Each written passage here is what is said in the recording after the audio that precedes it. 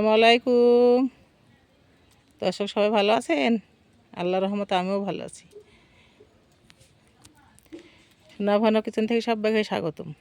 আমি ঘরোয়া পদ্ধতি নিয়ে রান্নাঘরে হাজির হয়ে গেছি। জমির মটরের শাক আর চিংড়ি মাছ, আলু আর লাউ, আর ভাত করব গামলাই চাল। লাউ চিংড়ি বানাবো আজকে, আর মটরের শাকের ভাজা হবে। আর হাঁড়িতে পানি দিয়ে জাল ধরে দিয়েছি, ভাত হবে সুন্দরভাবে। উনুনটা জ্বলছে। আপনারা সবাই ভিডিওটা দেখতে থাকুন। ভাতের পানিটা ফুটে গেছে, আমি এখন চালগুলো দিয়ে দেবো। বিসমিল্লাহ।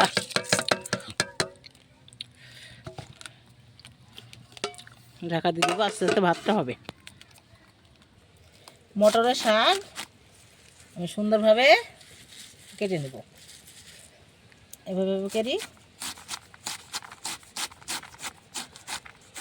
এই যে ধীরে ধীরে করে কেটে নেব।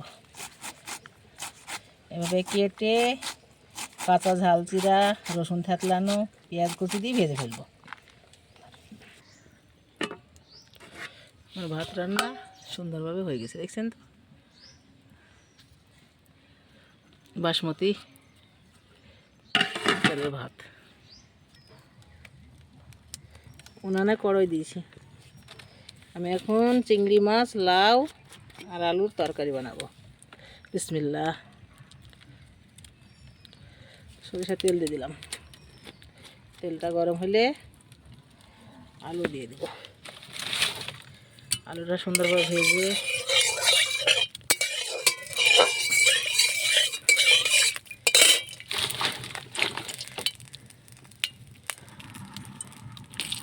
বিসমিল্লাহ।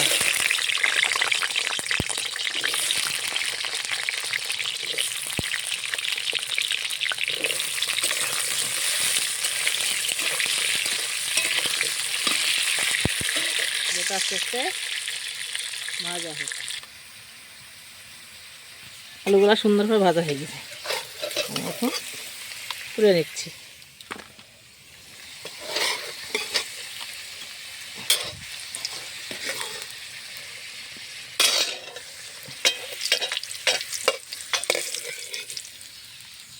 সুন্দর হয়ে লাল হয়ে গেছে।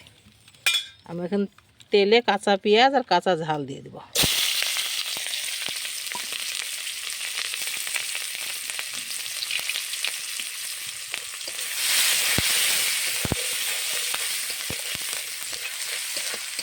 পেঁয়াজ ঝাল পেঁয়াজটা একটু লাল হলে টমেটো কুচি দেব।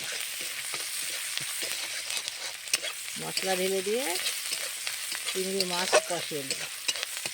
কষানি হলে লাউটা দিয়ে দেব।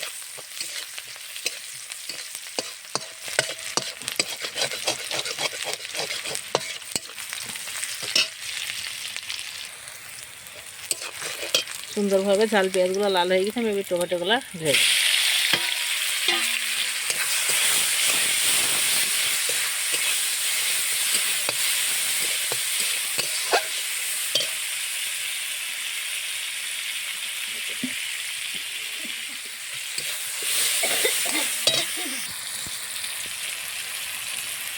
এই বাটিতে আছে আদা বাটা, জিরি বাটা, এলাচ বাটা আর হলুদের গুঁড়ো, লবণ, সব রকম পেস্ট করা মশলাগুলো একটু দিয়ে দেবো। মশলাটা কষিয়ে নিয়ে চিংড়ি মাছগুলো দিয়ে দিব। মশলাগুলো সুন্দরভাবে কষানো হয়ে গেছে, এবার আমি চিংড়ি মাছগুলা দিয়ে দিচ্ছি। বিসমিল্লাহ। সুন্দরভাবে নেড়ে কষিয়ে কষানো হয়ে গেলে আলু লাউ দিয়ে দিব।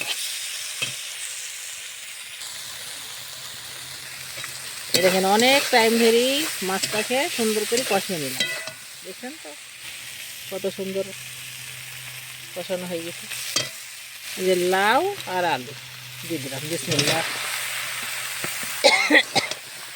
এখন একসঙ্গে করে সুন্দর করে কষিয়ে নেব। লাউয়ের পানি বেরায়, লাউয়ের পানিতে সিদ্ধ হয়ে যাবে। একটু করে দিয়ে দেব।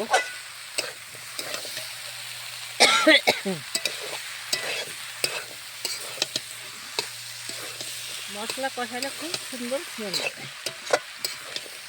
মশলা কষি আপনারা সবজি রান্না করবেন, দেখবেন খুব টেস্টি, খুব সুন্দর সুস্বাদু হবে।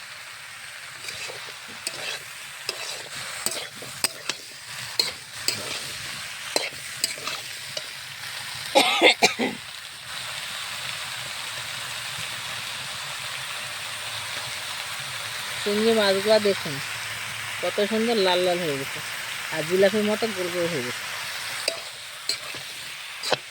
চিংড়ির সঙ্গে সব কিছুর মিল, লাউ চিংড়ি, পটল চিংড়ি, কাঁঠাল চিংড়ি, কুমড়ো চিংড়ি সবই খাওয়া যায় চিংড়ির সঙ্গে।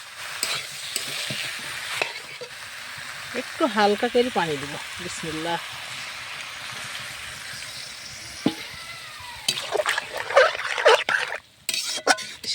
সাজিদ, গোসল করিস? গোসল করিস? গোসল করলাও কা? গোসল করো নি? নানি ডাকছে যে। তরকারিটা চাপিয়ে ঢাকনা দিয়ে ঢাকা দিয়ে দিয়েছি, দেখি একটু হালকা করি। ও সুন্দরভাবে করছে। আমি কটা ধনির পাতা দিয়ে দিব।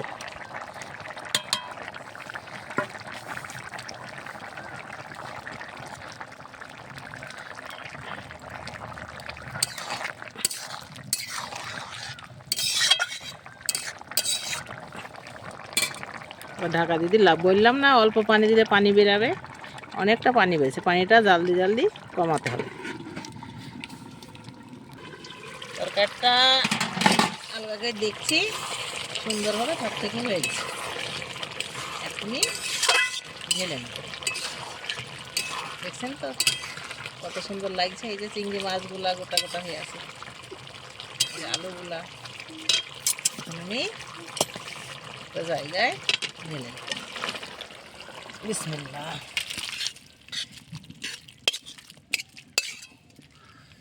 একটু জিরে ভাজা দিব। জিরে ভাজা দিলে তরকারিটা খুব টেস্টি হয়। দর্শক আমি একটু জিরে ভাজা খাই। একটা তরকারি রেডি। তারপরে মটরের শাক ভাজা হবে। মটরের শাক ভাজার জন্যে কড়াইয়ে তেল দিলাম। বিসমিল্লাহ। এখন দিব ঝাল কুচি, পেঁয়াজ কুচি আর রসুন থাতলানো। বিসমিল্লাহ। নাড়াচাড়া করবো সুন্দরভাবে। লাল হয়ে গেলে একটু আদা বাটা, জিরে বাটা দিব। দেওয়ার পর শাকটা দিয়ে দিব।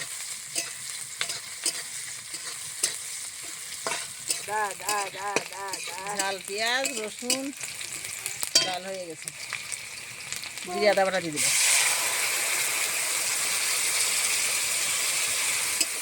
নাড়াচাড়া করে শাকটা দিয়ে দিলাম।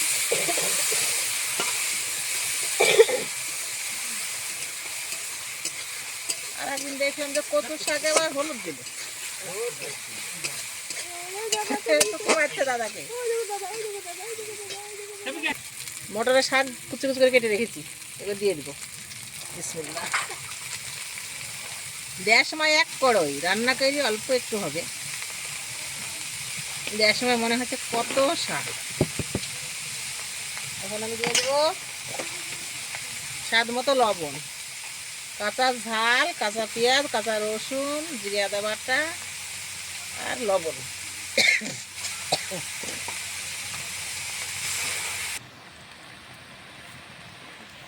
এক কড়াই শাক লাড়াচাড়া করতে করতে অর্ধেকটা হয়ে গেছে, আরও কমবে। মটরের শাক, মসুরের মটর হয়েছিল, সেই মটরগুলো তুলে নিয়ে এসেছি। টাটকা শাক।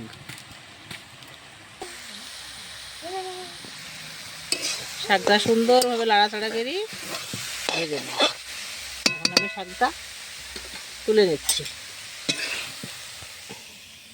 বিসমিল্লাহ।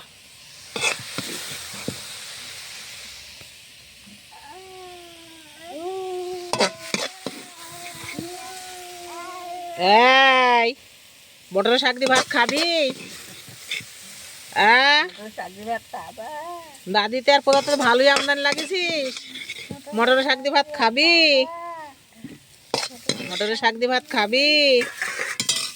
মটরের শাক দিয়ে ভাত খাবি? হাঁড়িটা নিয়ে আসো ইয়ের কালো হাঁড়িটা। এই যে পাশে আমার লাউ আলু চিংড়ি মাছের রসা তরকারি আর এই যে মটরের শাক ভাজা, দুটি রান্না আমার রেডি। আপনারা সবাই ভিডিওটা দেখেন, লাইক কমেন্ট শেয়ার করেন, নতুন হলে আমার চ্যানেলটিকে সাবস্ক্রাইব করেন। আপনারা সবাই ভালো থাকেন, সুস্থ থাকেন, সুন্দর থাকেন। আবার দেখা হবে নেক্সট ভিডিওতে। আল্লাহ হাফেজ।